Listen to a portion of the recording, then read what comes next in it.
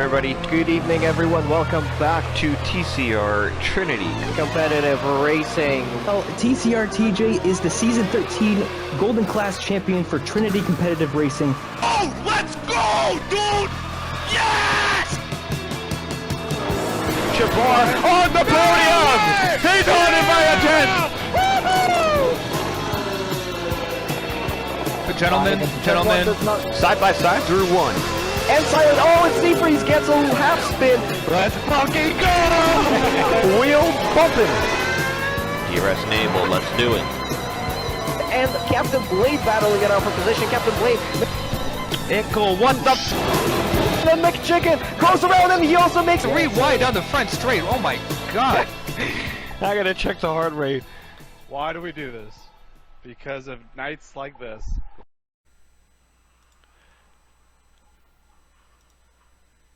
Yo, welcome everybody to TCR, Trinity Competitive Racing, and welcome to episode number 40. What are we on, Camden? We are on episode 45. 45. TCR's podcast where we combine the world of e-racing, sim racing, and TCR with real-life motorsports and Formula One, a true racing enthusiast. Listen, you just heard from Camden. He's the co-host, and my name is Seafreeze, and we're going to be at another episode of the podcast. A little different style of this one, a little bit of a quicker episode on a, I guess, more recent topic in Formula One. But firstly, how are you, Camden? Welcome to the pod.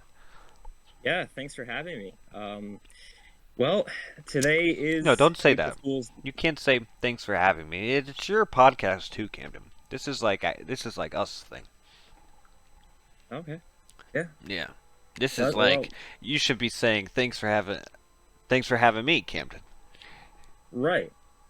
Yeah. I'm the one running the show, actually. Hey. Hey, it does say Freeze and Co, so come on now. Yeah. No, but well, at the time of this upload, I believe it's going to be April Fool's Day. And this is not an April Fool's prank. We are back and we are ready to talk about some Red Bull because there's a lot to talk about and I've got a lot on my mind in regards to Red Bull. Which is what? Go ahead, start us out. Are we just going to dive right in? Okay. Yeah, let's go right into it. Well, I think... Well, break the news. What happened? Break the news. So, Liam Lawson, after a whopping 2 races at Red Bull, the team said, we've had enough of you.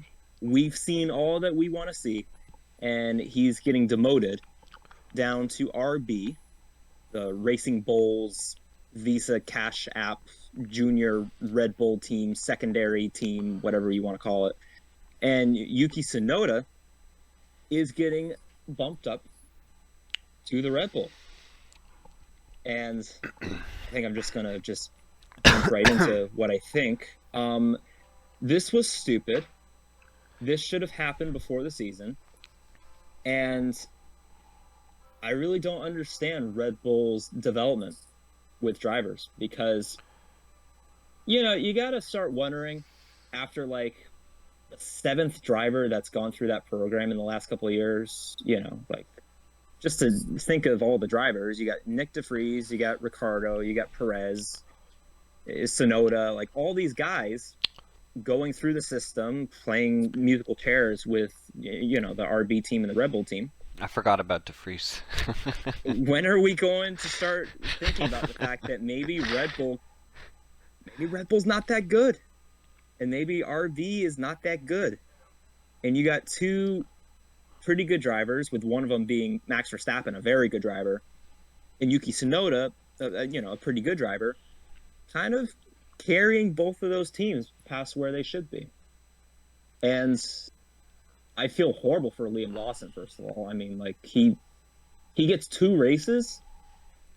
If this were how every driver would be treated, I mean, think about all the big names that wouldn't be in Formula One.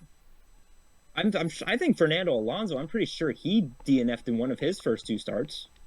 Didn't finish very well in the other start. Should he be in Formula One?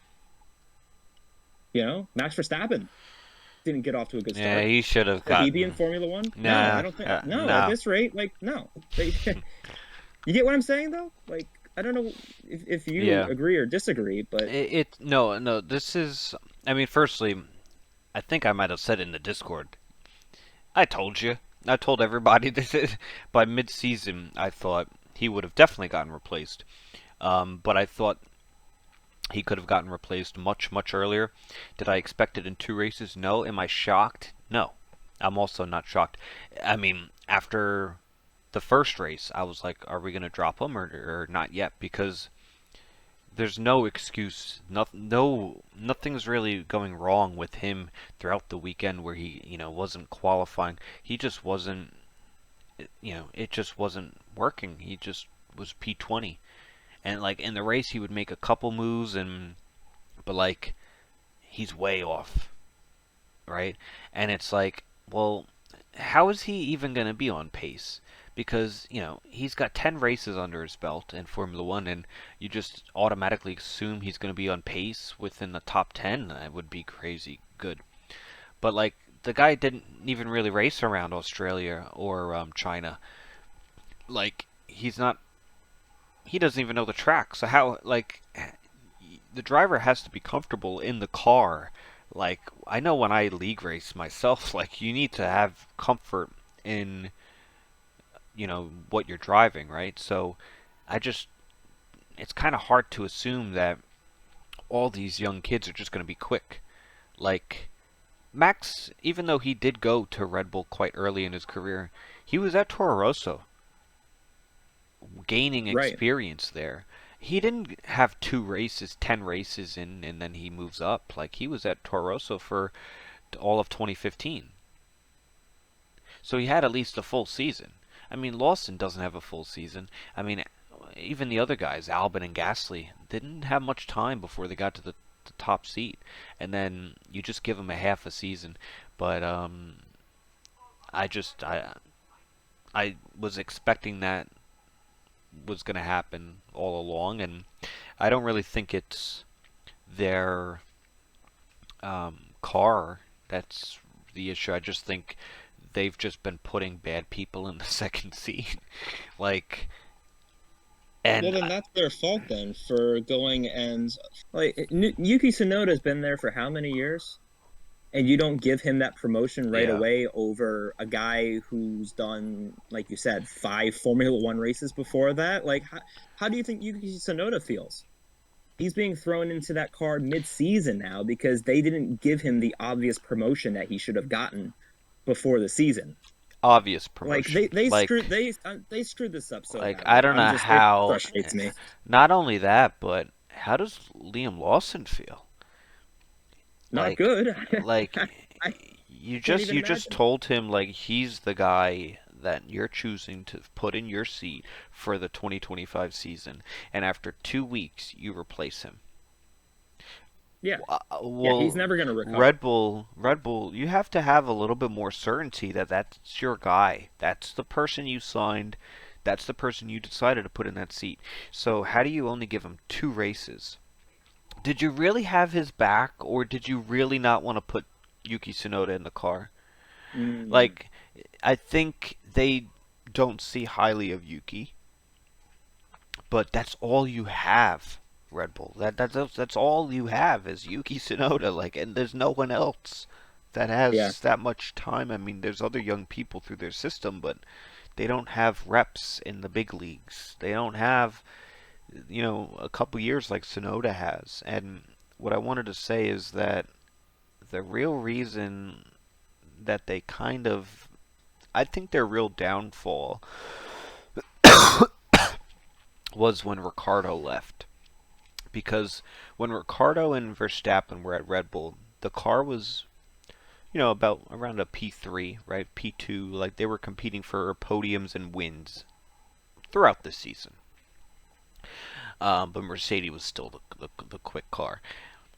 And I remember Christian Horner would always say that, hey, we have the best pairing in Formula One, Max and Ricardo, and they were good with that. And that was in 2016 and 17. And then Ricardo left in 19? or was it 18? 2018 was his last year. So 19 he went into Renault.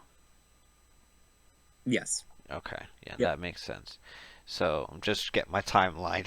It's been a while. But for those few seasons, they were a really good pairing. And it was kind of a shock that Red Bull lost Ricardo. And for him to go to Renault was like, it was a big long shot. Like, it wasn't going to work. But he wanted to get out of there. And they left Red Bull with not many options, right? And they put, who did they put first? Gasly and, It might have been Albon. I think Albon was initially first. Yeah, then Gasly got the swap. Could have been the other way around, but Maybe either the other way, way yeah, around. you had those two that lasted, Because those were your a hair of a options. second at that team. Although they were both new. Like, how do you just Yeah, put and the new see, guy they, in? and they dumped both of them as well. Yeah. Like, and they're both still in Formula One. They're both doing And fine. they're great. They're both great drivers, but it's like you can't expect to put something in Red Bull top car and not give them a year or two. Like, if they don't even have a year or two in the sport, how are you not even giving them a year in that car? Like, it's not the. At least when you sign these people up, tell them you're a temporary replacement. Like, and tell them. But or is that now the norm at Red Bull? I think it's been the norm. Yeah, I And think the it's thing always is, been. too, like, it's one thing if they had that in place. It's more of why do it at the start of the season? Why even say, oh, Liam Lawson, you've raced 5 races before. We're going to put you up in the first Red Bull seat, but we're going to take you out after 2 races if you don't light up the world in your first 2 races with the team. And we're going to replace you with the guy that we've had in our system for like 5 years who does well and should have gotten the seat to begin with. Like, what's the point? Yeah, and when Ricardo left and left these two young kids, rookies go into the seat, they didn't really have many options. And they lost those two. Albon went to Williams, Gasly left as well, and they're out of your system. And they signed then Perez, who at the beginning when the car was really quick, he was a good second driver, and that's what they needed. But as the car regressed and went backwards, Perez is not the best driver. It's like a solid number 2, like a Valtteri Bottas to Hamilton at Mercedes, and they didn't really have that extra driver to put him over the edge, and now they held on to Perez for like all these seasons, and who did they develop? No one. They only developed Tsunoda. Exactly. And like, you give Daniel Ricciardo an opportunity for what? A season or a couple, whenever, and then he leaves? Of course he's going to leave. You didn't give him the Red Bull seat after Perez. Yeah. And now what is their options? Yuki Tsunoda. Well, did they really want to get rid of Ricardo at RB, or did they need Yuki Tsunoda for the Honda partnership? Was Honda so big into Tsunoda that they were like, well, you need to get rid of Ricardo, the older driver, right? He had a chance. He's a veteran. We're going to replace him with a younger driver, right? And that's what they did. But now, when you had the opportunity to promote Tsunoda, they didn't, and they kind of messed up the start of Lawson's career, because now he doesn't really want to race for them. I mean, the most he could do is go into RB, have a solid season, but he's not going to get promoted again. I think the difference between Formula One and other sports is that you can have players in the NFL, for example. If they're not happy with their team, they'll just go and request a trade, and they'll be elsewhere. You can't really do that in Formula One because there's only 10 teams. In the NFL, you got 32. Mm-hmm. or 30 or however many it is. And I think that goes the same for the management. Because it's clear that there's definitely a conflict of interest at Red Bull. And there has been for like 5 years. Because I think that's why there's been so many driver changes and uncertainties, because it seems like Christian Horner wants something and then somebody else wants something else.